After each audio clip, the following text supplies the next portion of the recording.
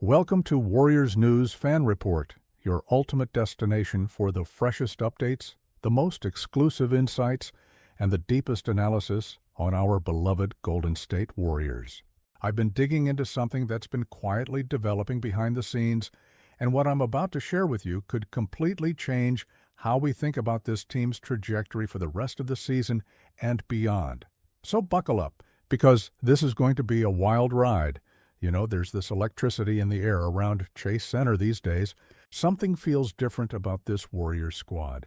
We've got Steph doing Steph things. We've got young guys stepping up. We've got a defensive identity that's starting to take shape. But if you've been watching closely, if you've been paying attention to the details, you know there's still something missing. There's still a piece that could take us from being a really good team to being a legitimate championship contender again, and I think I've figured out what that piece might be. Let me take you back for a second. Remember when we had that dominant front court presence? Remember when we had bigs who could finish above the rim, who could protect the paint, who could give us that vertical spacing that opens up everything else in our offense? That's been the missing ingredient this season. Don't get me wrong, I love what Draymond brings to this team, and Kevon Looney is solid, but we're lacking that explosive, athletic big man who can be a lob threat, who can run the floor, who can change the game with his presence around the rim. And here's where things get really interesting. There's a center playing in Dallas right now who fits that description perfectly. A player who's been somewhat underutilized, somewhat overshadowed by the star power around him, but who has proven beyond any shadow of a doubt that he can perform at the highest level. This is a guy who played a crucial role in helping his team reach the NBA Finals just last season. This is a player who averaged over 10 points per game while shooting nearly 70% from the field. 70%. Let that sink in for a moment.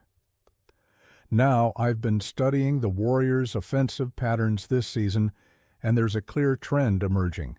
When Steph Curry runs pick and roll, when he has a legitimate lob threat, rolling to the rim, our offense becomes virtually unstoppable. The problem is we don't have enough of those possessions. We don't have that consistent vertical threat that forces defenses to make impossible choices. Do they help on Steph and give up the lob?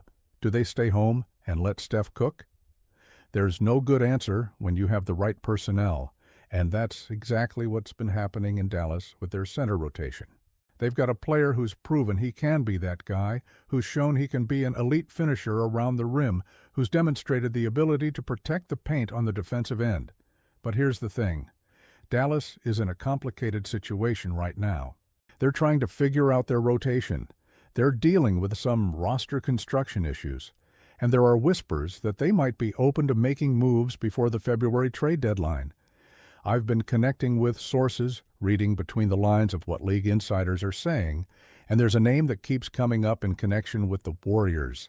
A name that makes so much sense from a basketball fit standpoint that I'm genuinely excited about the possibility.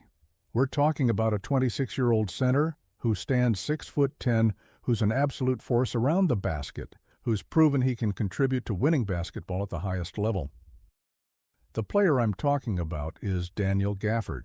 And before you tell me it's impossible, before you say Dallas would never trade him, let me lay out exactly why this could work and why it would be absolutely perfect for what we're trying to do here in Golden State. First, let's talk about Gafford's skill set and how it aligns with what Steve Kerr needs. Gafford is averaging 10.8 points and 3 rebounds per game this season while shooting an absurd 69.2% from the field. Those aren't just good numbers, those are elite efficiency numbers. He's not a guy who needs plays called for him. He's not someone who's going to demand the ball in the post. He's a finisher. He's a rim runner. He's exactly the type of player who thrives in a motion offense where the ball moves and opportunities are created through player movement and screening. Think about what our offense would look like with Gafford rolling to the rim off Steph Curry pick and rolls. Defenders already have nightmares trying to guard Steph. Now add a legitimate lob threat who can finish above the rim with authority. That's a game changer. That's the kind of dynamic that unlocks everything else we want to do offensively. Clay gets better looks from three, Andrew Wiggins gets more driving lanes, Jonathan Kuminga gets more space to operate. Everything becomes easier when you have that vertical threat, and it's not just about offense. Gafford has developed into a legitimate rim protector. He's averaging 3 blocks per game, but the numbers don't tell the whole story. His presence around the basket alters shots, forces opponents to change their attack angles, makes drivers think twice about challenging at the rim. Pair that with Draymond's versatility and our perimeter defense, and suddenly we're looking at a defensive unit that can match up with anyone in the league. Now here's where the situation gets really intriguing from a trade feasibility standpoint. According to NBA insider Jake Fisher, Gafford's contract structure was specifically designed to keep him movable. He signed a 3-year, $54 million extension with Dallas back in July, but it doesn't kick in until the 2026-27 season. And here's the crucial part. The deal was structured to avoid the standard 6-month no-trade restriction that typically comes with higher value extensions. That means Gafford is fully trade eligible right now. Why would Dallas structure a contract that way if they weren't at least open to the possibility of moving him? That's the question we need to be asking. It suggests that even when they signed him to that extension, they were keeping their options open. They were maintaining flexibility. And in the NBA, flexibility usually means something is brewing. Let's talk about Dallas's current situation, because understanding their perspective is crucial to figuring out if a deal is actually possible. The Mavericks are in a weird spot right now. They made the finals last year, which is obviously a huge accomplishment, but they've got some roster construction issues. They're top-heavy with Luka Doncic and Kyrie Irving, and they need to figure out how to build around those two superstars in a way that maximizes their championship window. Gafford has been good for them, no question. But he's also somewhat redundant with some of their other pieces. They've got Derek Lively emerging as a really promising young center. They've got other bigs who can provide similar production. And most importantly, they might see an opportunity to consolidate some of their front court depth into a more impactful piece elsewhere on the roster. That's where a team like the Warriors could come in with an offer that makes sense for both sides. So what would a trade actually look like? Well, this is where it gets complicated but also exciting. The Warriors would need to match salary, obviously, and we'd need to put together a package that gives Dallas something they actually want in return. Fisher mentioned that a framework could involve multiple players from the Warriors' side, potentially including some combination of rotation pieces and draft compensation. Here's my take on what a realistic offer might look like. We'd probably need to include a young player with upside, maybe someone like Moses Moody or Jonathan Kuminga, if we're really going all in. We'd need to add salary filler to make the numbers work, which could mean including a veteran like Gary Payton II or Kevin Looney. And we'd almost certainly need to attach at least one future first-round pick, maybe two, if Dallas is really driving a hard bargain. Now, I know what some of you are thinking. That's a lot to give up for a center who's averaging 11 points per game. But you have to look beyond the raw numbers. You have to understand what Gafford brings to a team like ours specifically. This isn't about adding a guy who's going to put up 20 points per game. This is about adding a player who makes everyone else better, who fills a specific need, who gives us a dimension we're currently lacking, and let's be real about our championship window. Steph Curry is 36 years old. He's still playing at an MVP level, but we don't know how many more years we have of him at this level.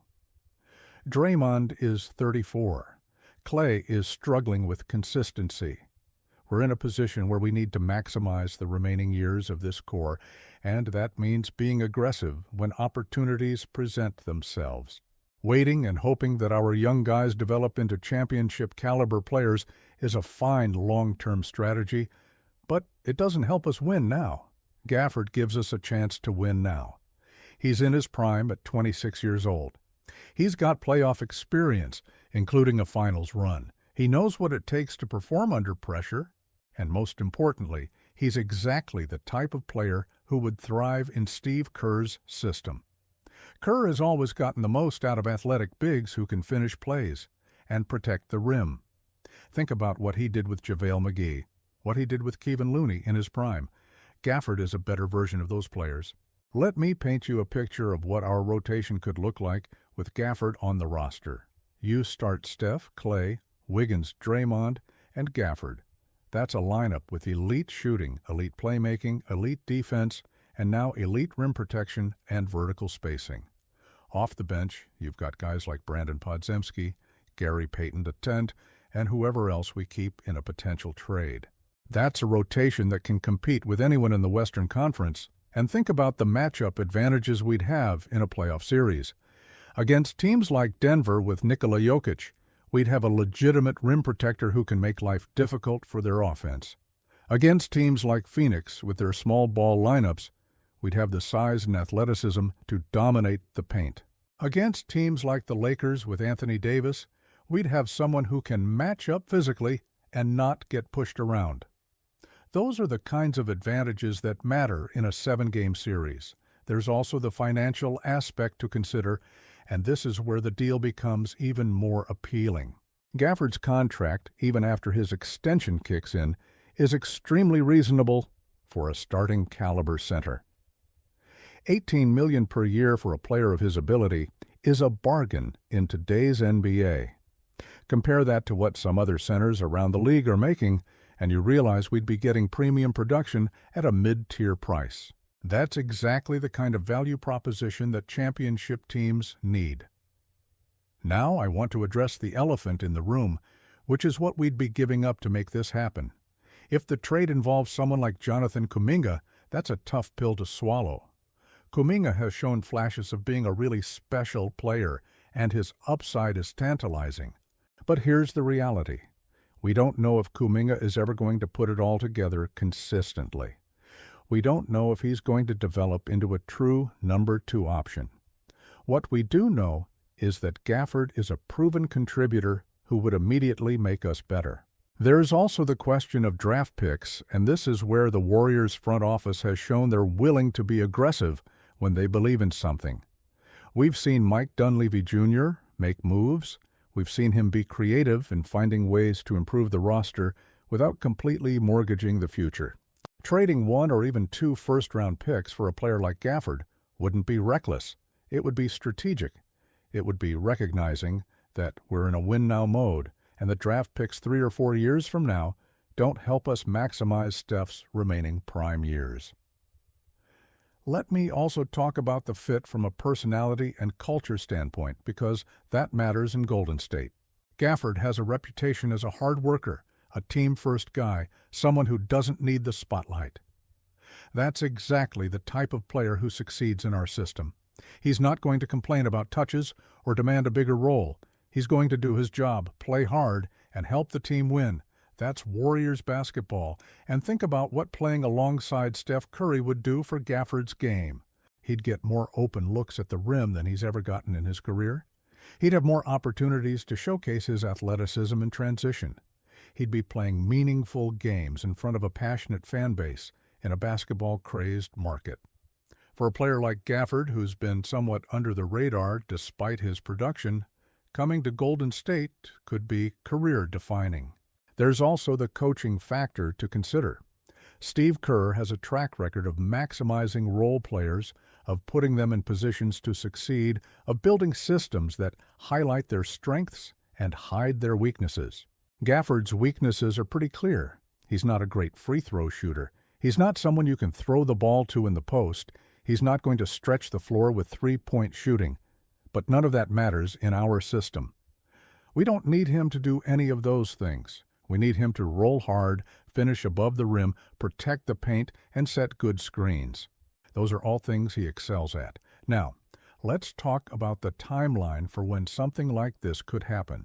The trade deadline is February 6th, which gives us a few more weeks to evaluate where we are as a team and what moves make sense. Mike Dunleavy has shown he's not afraid to make deadline deals, as we saw when we traded for Gary Payton X in the past. If the Warriors believe they're one piece away from being legitimate title contenders, I fully expect them to be aggressive before that deadline. But there's also the possibility that this is more of a summer move. If Dallas doesn't want to disrupt their season, if they want to see how things play out in the playoffs before making any major roster decisions, we might have to wait until the offseason. The advantage of waiting is that it gives us more time to evaluate our own roster, to see which young players are truly part of our future and which ones might be expendable.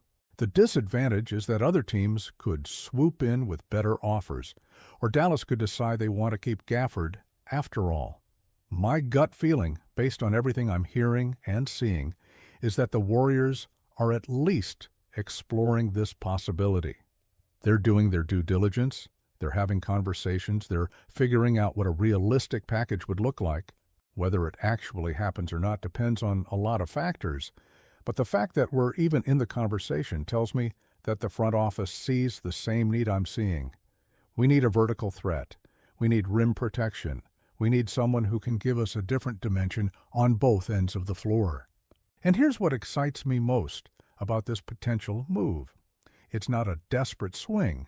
It's a calculated addition. We're not giving up our entire future for an aging superstar. We're not mortgaging everything for a player who might not fit. We're targeting a specific player who fills a specific need at a reasonable cost. That's smart team building. That's how you sustain success over multiple years. I also want to talk about what this would mean for our other players.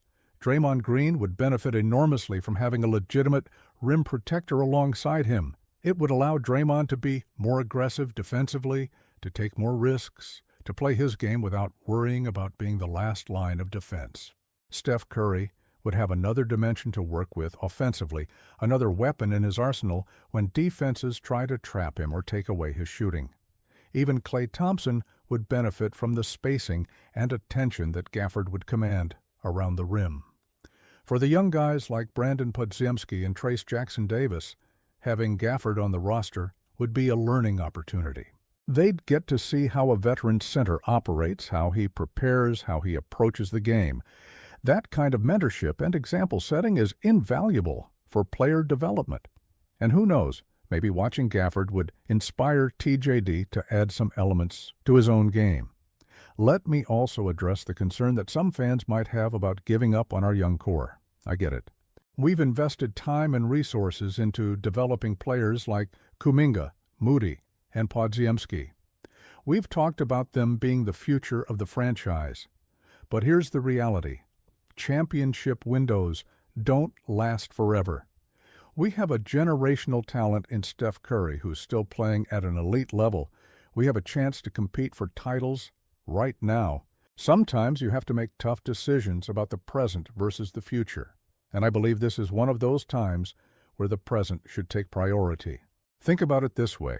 Would you rather have a young player who might develop into an all-star in 3 or 4 years, or would you rather have a proven contributor who gives you a better chance to win a championship with Steph Curry? For me, the answer is clear. You maximize the window you have with your superstar. You worry about the future when the future arrives. Now, I want to be clear about something. I'm not saying this trade is definitely going to happen. I'm not saying it's a done deal or that we should count on it. What I am saying is that it makes too much sense from both a basketball and business standpoint to ignore. Drop your thoughts in the comments below, because I love hearing what you all think about these potential moves. And make sure you're subscribed to Warriors News Fan Report and hit that notification bell so you never miss an update. I'm going to be all over this story as the trade deadline approaches, and if anything breaks, you're going to hear it here first. Share this video with your fellow Warriors fans because this is a conversation we need to be having as a community. I'll be back soon with more exclusive insights, more breaking news, and more in-depth analysis of everything Golden State Warriors. Until then, keep believing in this team, keep supporting our guys, and let's see if we can add another piece that helps us chase banner number 5. Dub Nation, let's go!